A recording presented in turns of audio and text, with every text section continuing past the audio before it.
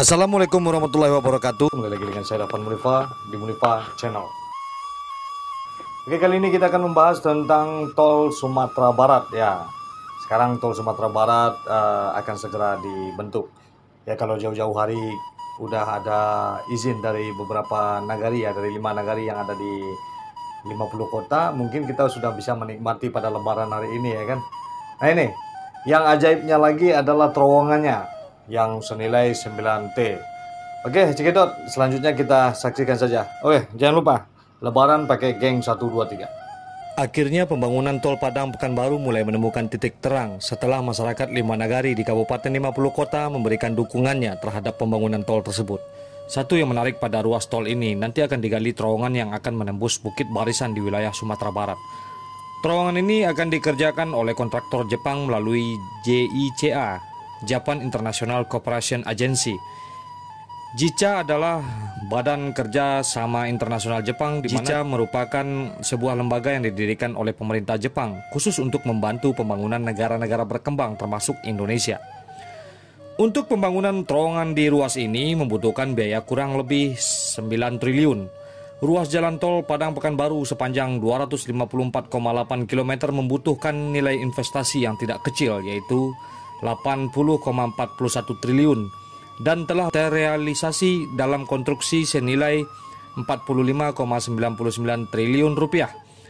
Kementerian PUPR dalam keterangannya mengatakan proses pembangunan terowongan di ruas tol Padang Pekanbaru ini akan menggunakan 2 metode. Pertama, metode Neo-Austrian Tunneling Methods atau NATM dan metode Tunneling Boring Machine atau TBM, yang juga diterapkan dalam pembangunan ruas moda raya terpadu MRT di Jakarta. Menurut Badan Pengelola Jalan Tol, NATM merupakan metode modern terowongan, di mana desain dan konstruksi menerapkan pemantauan canggih guna mengoptimalkan berbagai teknik penguatan dinding berbasis pada jenis batuan yang ada daerah pegunungan yang ditemui saat penerowongan berlangsung.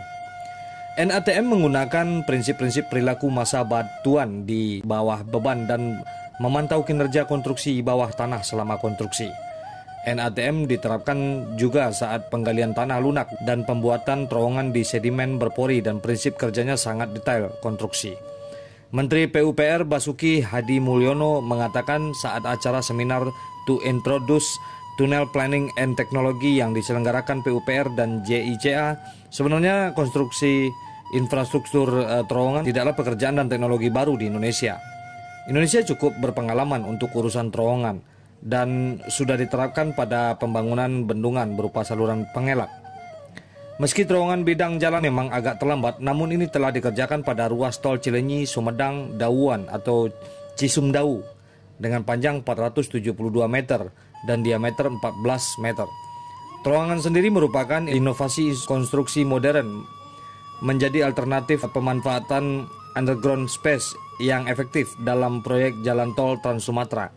Terowongan ini akan dibangun di Kabupaten 50 Kota di daerah Payakumbuh dengan panjang total 8,95 km. Total akan ada 5 terowongan yang akan dibangun di ruas ini. Seperti kita ketahui, salah satu kendala yang dihadapi dalam pembangunan ruas tol Padang Pekanbaru selama ini adalah terkait pembebasan lahan di 5 nagari di Kabupaten 50 Kota.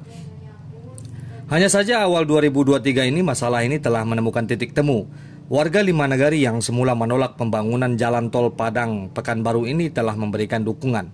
Hal ini disampaikan Lukman Edi, Wakil Komisaris PT Hutama Karya. Kata Edi, jika memang proses pembebasan lahan di 5 nagari Kabupaten 50 Kota ini tuntas, Hutama Karya selaku pengembang telah siap mengerjakannya, baik secara teknis dan dana. Namun kalau dalam penggalian terowongan itu nanti ditemukan kandungan mineral, tentu menjadi milik HK Hutama Karya. Itu yang disebut oleh Lukman Edi. Ruas tol Padang Pekanbaru terdiri dari 6 seksi. Terdiri dari seksi Pekanbaru Bangkinang dengan panjang 40 km. Seksi Bangkinang Pangkalan sepanjang 24,7 km. Sementara pada seksi Pangkalan Sicincin sepanjang 153,1 km.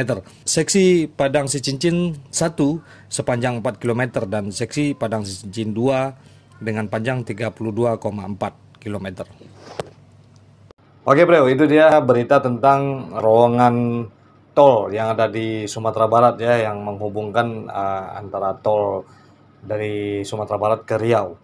Ya, mudah-mudahan aja berfungsi dengan baik dan menjadikan Sumatera Barat lebih maju karena angkutan domestik itu mengangkut barang menjadi lancar. Oke, bro, kita dukung pembangunan negara kita seperti biasanya.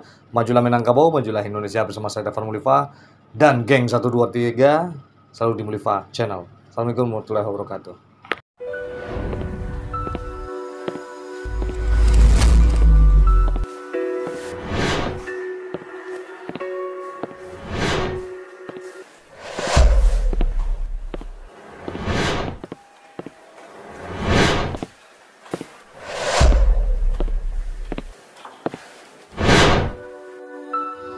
Gang 1, 2, 3 for the safety of your style.